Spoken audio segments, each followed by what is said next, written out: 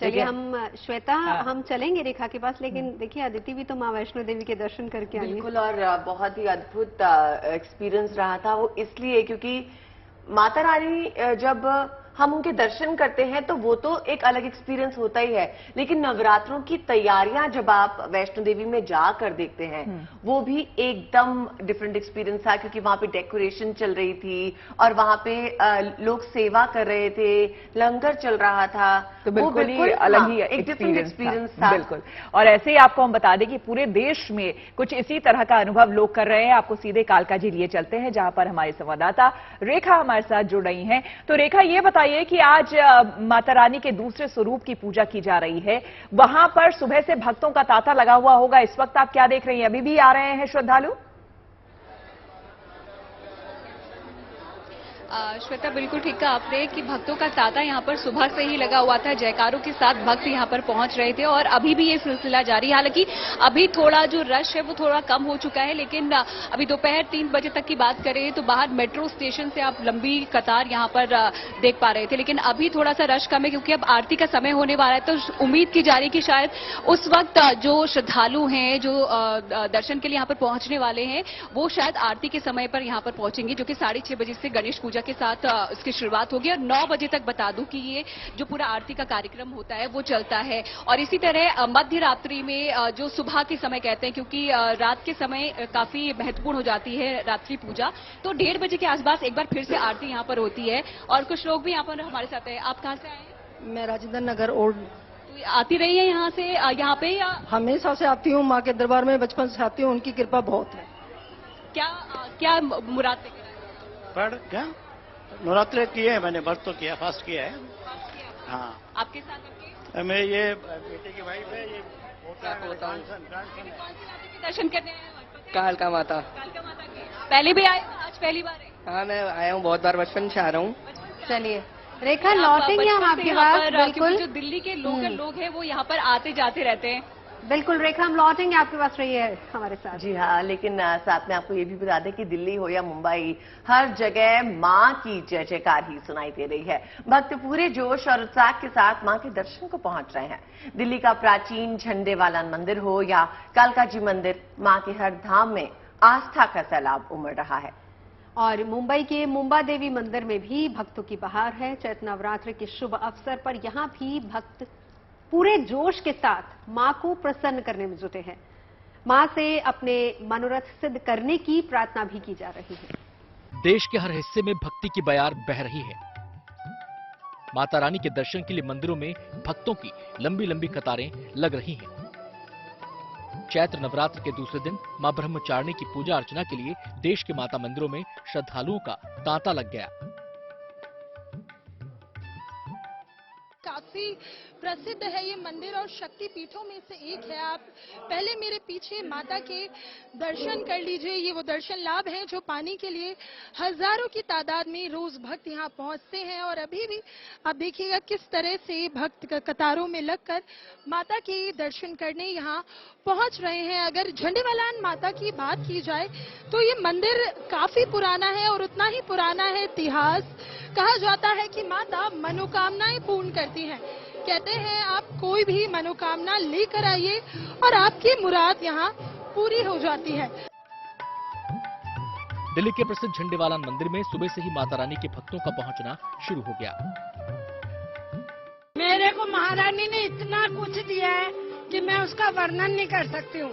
ये माँ नहीं है, ये मूर्ति नहीं है, ये हमारी असली माँ से भी अच्छी माँ है। झंडेवालान मंदिर में आम दिनों में भी बड़ी संख्या में श्रद्धालु पहुंचते हैं, लेकिन नवरात्र में यहां श्रद्धालुओं का तांता लगा रहता है, जिसको लेकर मंदिर प्रशासन भी अपनी पूरी तैयारी रखता है। और देखिए, देवी मंदिर होने के कारण नवरात्रों में लाखों भक्त यहाँ पर दर्शन करने के लिए आते हैं, तो हमें व्यवस्था भी उसी प्रकार करनी पड़ती है ताकि भक्तों को बिना किसी परेशानी के कम से कम समय में सबको दर्शन हो सके। अब आपको दिखाते हैं मुंबई के प्रसिद्ध मुंबा देवी मंदिर में चैत्र नवरात्र की दूसरे दिन की तस्वीर। यहाँ भी बड़ी संख्या में श्रद्धालु माता रानी के दर्शन करने पहुंचे। यहाँ माता रानी के दर्शन कर श्रद्धालु आस्था और श्रद्धा के सैलाब में गोते लगाते दिखे। यहाँ की मान्यता ये है कि अगर किसी को कोई कष्ट है या कोई कुछ मन्नत लेके आता है, माँ मुंबा देवी उन मन्नतों को सुनती हैं और पूरा करती हैं। ऐसे में लोगों की श्रद्धा इस मंदिर को लेकर काफी है। वहीं मुंबई का नाम भी माँ मुंबा देवी पे ही पड़ा था। मुंबा देवी माता के प्रति उनके भक्तों में प्रगाढ़ आस्था है। दूसरे दिन की पूजा अर्चना के बाद अब तीसरे दिन की पूजा की तैयारी की जा रही है। तीसरे दिन माता के चंद्रघंटा स्वरूप की पूजा की जाएगी। खड़ग दाएं बाएं हाथ में खड़ग है, गदा है, इस 10 अक्षमाला है, वर मुद्रा है, तत्व मुद्रा है।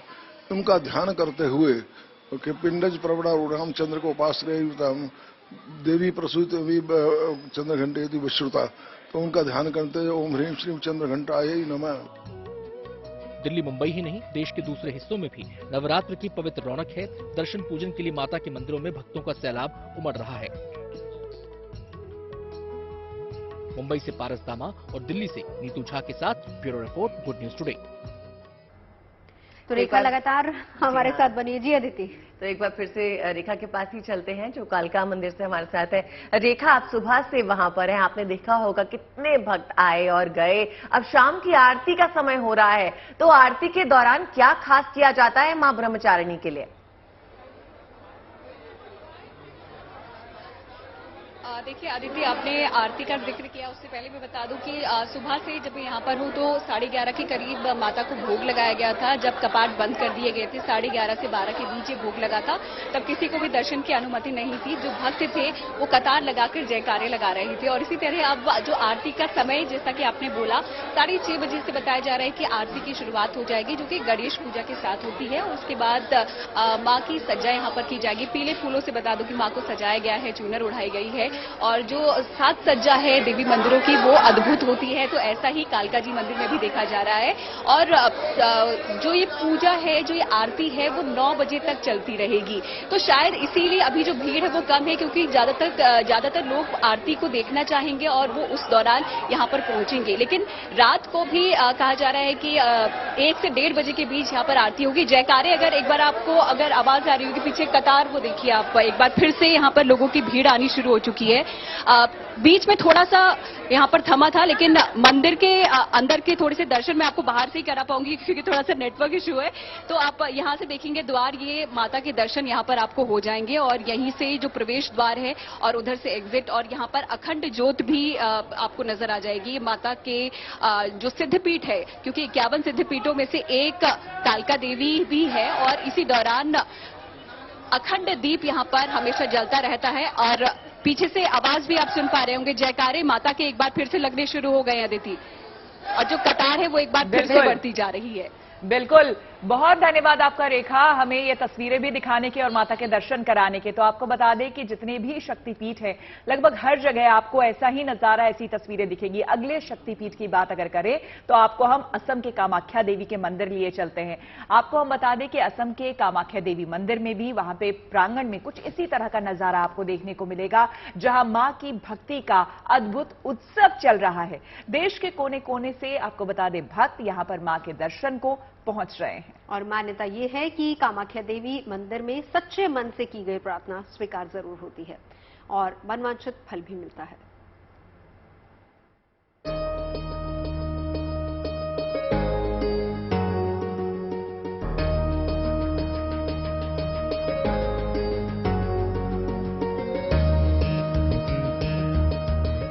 नवरात्र के मौके पर असम के विश्व प्रसिद्ध कामाख्या देवी का मंदिर भक्तों के भजन कीर्तन से गुलजार है।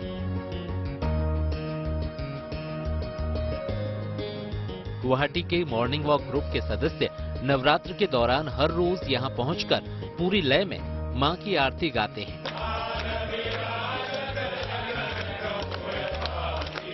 इस लयबद्ध आरती में पुरुष और महिला समान रूप से हिस्सा लेते हैं।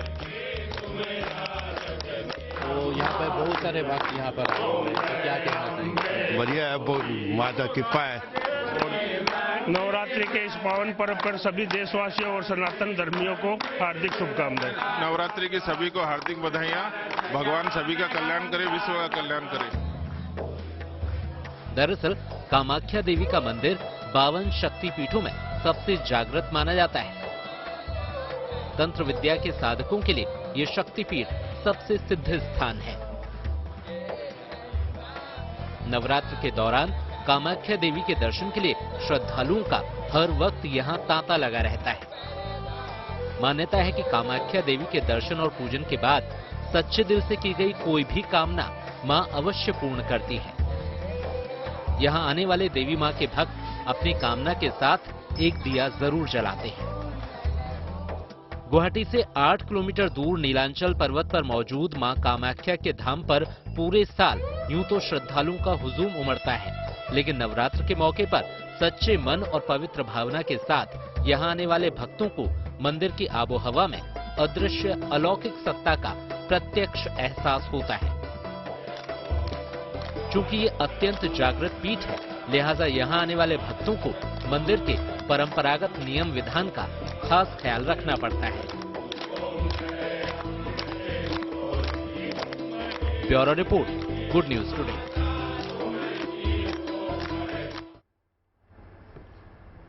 तो आज दूसरा दिन है नवरात्रि का, ब्रह्मचारिणी मां का। नवरात्रि के तीसरे दिन देवी के चंद्र घंटा स्वरूप की पूजा की जाती है। पंडित शैलेंद्र पांडित जी से जानते हैं देवी के स्वरूप का पूजन विधान क्या है। आप लाल वस्त्र धारण करके इनकी पूजा करें, लाल आसन पे बैठ के इनकी पूजा करें, और लाल वस्त्र नहीं है तो अपने सर पर लाल चुनरी या लाल रुमाल रख लें। माता को लाल पुष्प, रक्त चंदन और लाल चुनरी समर्पित करना उत्तम होता है, यानी लाल वस्तुओं से इनकी पूजा की जाती है। तब आपको मध्य प्रदेश के जबलपुर के केसरिया महोत्सव के रंग दिखाते हैं। यहाँ नर्मदा किनारे भव्य उत्सव मनाया गया।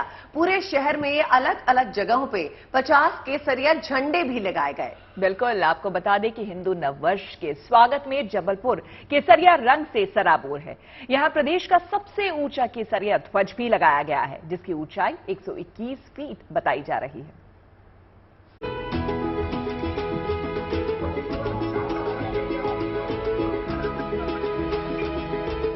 मध्य प्रदेश के जबलपुर में इन दिनों भगवा फेस्टिवल की धूम है।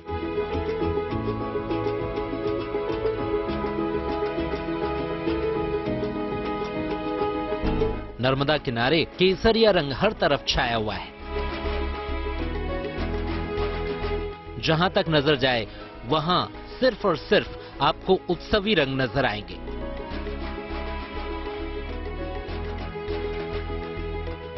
हाथ में भगवा झंडे, सिर पर केसरिया पगड़ी और ढोल नगाड़ों की थाप पर थिरकते लोग।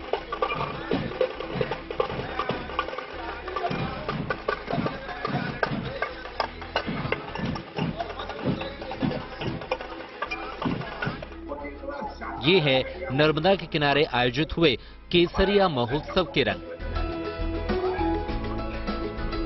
केसरिया महोत्सव जबलपुर संस्कारधानी में मनाया जा रहा है और इस केसरिया महोत्सव के अंतर्गत 22 मार्च को हिंदू नववर्ष के दिन ये केसरिया महोत्सव चल रहा है।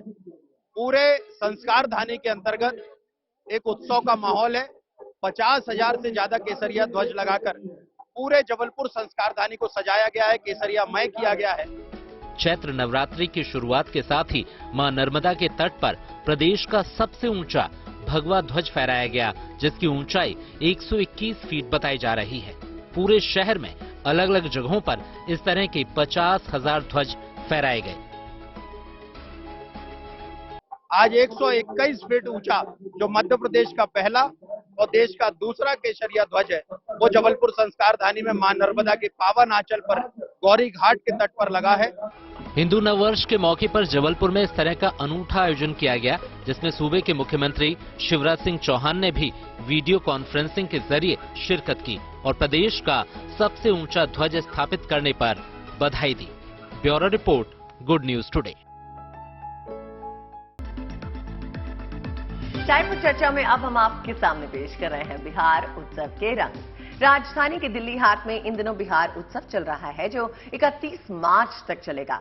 उत्सव बिहार का है तो जाहिर है इसमें वहां की संस्कृति, वहां की कला और परंपरा के साथ साथ स्वाद का रंग भी जमा है। बिल्कुल, क्या कुछ है वहां पर वो तो हम आपको दिखाएंगे। मिथिला की मधुबनी पेंटिंग्स भी वहां पर है, नालंदा की बावन बूटी आपको मिलेगी, भागलपुरी सिल्क मिलेगी, खाने पीने का जायका आप ले सकते हैं। लेकिन जब श्वेता वहां पहुंची तो श्वेता को क्या पसंद आया वहां पे? मुझे क्या पसंद आया वो आपको इस रिपोर्ट में देखने को मिलेगा। लेकिन आपको बता दें कि जो लोग नहीं जानते हैं इस स्टेट को, बिहार के बारे में नहीं जानते हैं, तो प्लीज आप जरूर जाए दिल्ली हाट और देखिए वहां पर क्या कुछ खास है।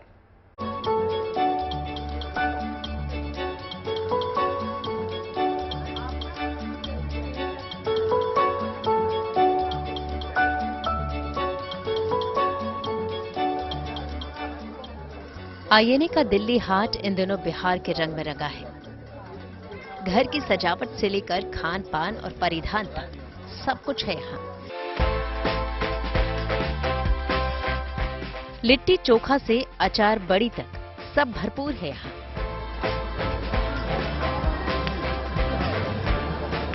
बहुत टेस्टी है। मैंने अभी तो गोलगप्पे खाए हैं, फिर हमने लिट्टी चोखा लिया है और इन्होंने सत्तू का शरबत लिया है। मतलब सब कुछ ही खरीद लिया? बिल्कुल जी, सब कुछ टेस्ट करना है। हाँ जी। रहने वाली कहाँ की है? दिल्ली की। दिल्ली की तो बिहार में मौका नहीं छोड़ना चाहिए ना। लिट्टी चोखा खा लें तो बच्चों के लिए ये जरूर ले जाइए मशरूम की टॉफी, इस बार खास है यहाँ। अलग अलग तरह के डिशेस बनते हैं मशरूम से, लोग बनाते हैं और वो खाते भी हैं, रेलिश करते हैं। उसको इंडियन फूड में भी डाला जाता है, चाइनीज फूड में बहुत इस्तेमाल होता है, लेकिन मशरूम की टॉफी ये पहली बार यहाँ देखने को मिल रहा है और बहुत ही खूबसूरत। देखिए मिट्टी के इस छोटे से घड़े में इसे रखा गया है। इसकी जो पैकेजिंग भी की गई है बिल्कुल आपको ग्रामीण परिवेश की याद दिला देगा। बिहार की जीविका बहनों का भी यहाँ स्टॉल है, जहाँ से आप तरह तरह के स्वादिष्ट अचार, पापड़ और बड़ी का स्वाद ले सकते हैं और घर ले जाकर अपने घर आए मेहमानों की थाली में भी परोस सकते हैं।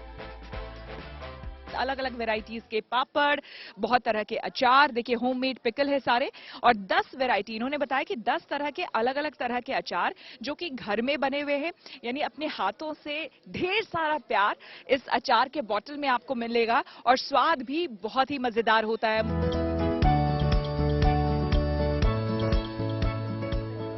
यहाँ कपिलदेव प्रसाद का भी स्टॉल है। जी हाँ, वही कपिलदेव प्रसाद जिन्हें इस बार पद्मश्री सम्मान से सम्मानित किया गया है। बिहार की पहचान बावन बूटी कला को बचाए रखने के लिए, देश विदेश तक इसकी पहुंच बनाने के लिए। कुल मिलाकर अगर आप बहुत दिनों से कहीं घूमने नहीं निकले हैं तो बिना देरी किए वक्त निकालकर दिल्ली हाट को आइए। 31 मार्च तक ये उत्सव यूं ही चलने वाला है। यहाँ लोकगीत संगीत की महफिल भी सजेगी हर शाम। Shweta Jha, Delhi, good news today.